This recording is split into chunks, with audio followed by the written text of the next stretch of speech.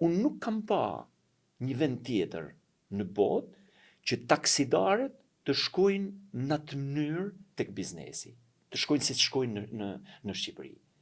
Taksidarë që s'kan absolutisht as edhe një lloj profesionalizmi, i shkon biznesit që nuk e zën biznesmenin apo pronarin, nuk e zën gjumi i natës për të siguruar pagat e punëtorëve, pagesën e sigurimeve shoqërore, taksat, për të përballuar kredin që ka marrë, dhe i shkon taksidari në formën më jo njerëzore. Ka ndodhur Nuk ndodh. 2010 në Rom, para 2010 në Rom ka ndodhur kështu.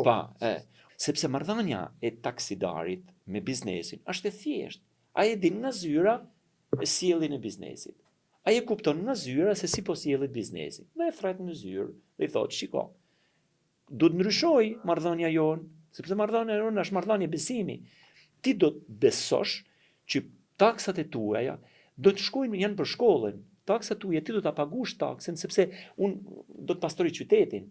Taksat e tuaja unë do të ndërtoj qerdhen e qytetit, dhe qerdhet e qytetit ka nevojë që unë të çoj ushqimet e duhura që të haj fëmia jot. Dhe nëse ti ndërton këtë klim, por nuk ka biznes që nuk i paguan taksat.